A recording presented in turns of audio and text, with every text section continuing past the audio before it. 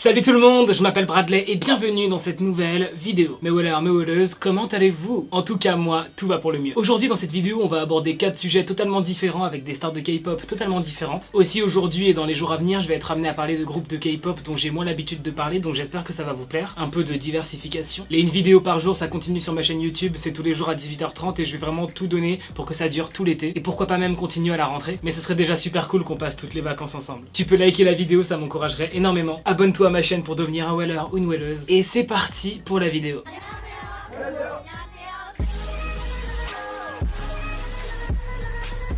On va commencer par parler d'une loi qui pourrait passer en Corée et changer pas mal de choses dans le monde de la K-pop. Je pense que vous êtes au courant, ces derniers temps l'agence YG Entertainment nous a offert pas mal de scandales assez violents, si bien que les politiques sont en train de flipper et veulent faire passer une loi pour que les stars de K-pop non éthiques ne soient pas autorisées à rester des stars de K-pop. En gros, si cette loi passe, les stars de K-pop qui font un peu trop de scandales du style Big Bang, eh bien ces stars n'auraient pas le droit de revenir sur le devant de la scène. Interdit de refaire de la K-pop, interdit de rester une star, interdit de faire de la télé, des émissions, des interviews, bref, tu peux plus rien faire. La loi vise vraiment à éradiquer toutes les stars de K-pop qui feraient des bêtises. Le truc, c'est que ça amène pas mal de questions, surtout la question de quelle bêtise peut être considérée comme assez grave pour qu'on te retire le droit d'être une star. Le président du comité politique qui s'appelle Oh Young-hoon affirme que 7 Coréens sur 10 aimeraient travailler dans le domaine du show business en Corée. Et donc il serait vraiment très mal de laisser des stars de K-pop qui font des choses mal, des scandales, tout ça, rester des stars de K-pop, puisque ça pourrait mal influencer les jeunes. Et je trouve que c'est assez méprisant pour la jeunesse de dire ça, parce que même si on est jeune, c'est pas parce qu'on voit une star de K-pop qu'on aime bien faire quelque chose de mal qu'on a forcément envie de refaire cette chose. Genre on a un esprit critique, on a un cerveau. Les scandales qu'on fait Big Bang, y a absolument rien que j'ai envie de reproduire. À savoir que si une star de K-pop est jugée comme étant un danger pour la société car elle aurait fait quelque chose de mal qui ne donnerait pas le bon exemple pour les jeunes, et bien si une chaîne de télé décide de l'interviewer ou de le laisser chanter, les dirigeants de la chaîne de télé pourront prendre 3 ans de prison et 50 000 € d'amende. Ça ne rigole absolument pas en Corée. N'hésitez pas à me dire ce que vous pensez de cette loi en commentaire. Personnellement je suis assez contre parce que pour moi si une star fait une erreur, c'est assez fan de choisir s'ils ont envie de continuer de la suivre ou non.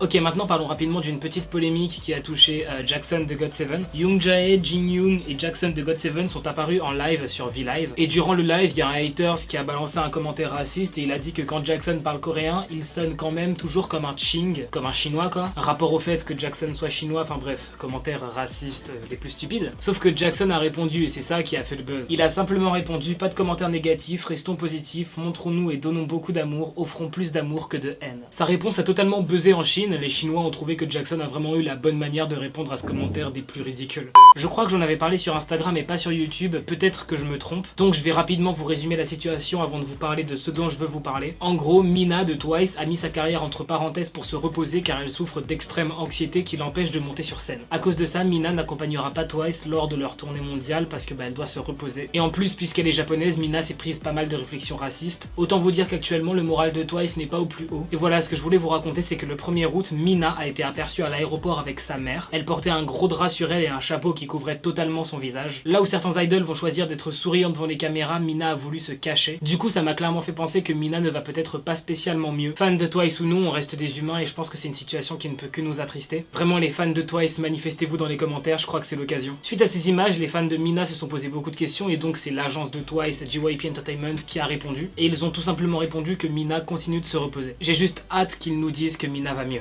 Est-ce que le roi de Malaisie est un ARMY ou un Blink? Aujourd'hui, la terre entière connaît la réponse et je vais vous la donner. Le 30 juillet, les citoyens malaisiens ont fêté le couronnement de leur nouveau roi qui s'appelle Al Sultan Abdullah Riayatuddin Al Mustafa Billah Shah. Je tenais à dire son nom pour le contexte, mais je suis sûr que je l'ai écorché, je suis désolé monsieur le roi. Ce jour-là, 2 journalistes sont venus poser des questions au roi et ils ont aussi joué au jeu tu préfères ça ou tu préfères ça. Ce jour-là, le roi a affirmé qu'il préférait le hip-hop à la K-pop, mais ça ne voulait pas dire qu'il n'avait pas de préférence dans la K-pop. Et lorsqu'on lui a demandé s'il préfère Blackpink ou BTS, il a quand même eu besoin d'un petit temps pour réfléchir, mais il a finalement choisi BTS. Voilà, j'espère que cette vidéo vous aura plu. Si c'est le cas, n'hésite pas à liker la vidéo, ça me ferait extrêmement plaisir. Sur ma chaîne YouTube, c'est tous les jours à 18h30, donc n'oublie pas de t'abonner à ma chaîne YouTube et d'activer la cloche. Merci d'être là pour moi au quotidien, c'est le retour de mes vidéos et franchement, je sens votre soutien, je sens que vous êtes là et merci infiniment, juste merci. On se dit à demain pour une nouvelle vidéo. Bye, trop de love entre nous.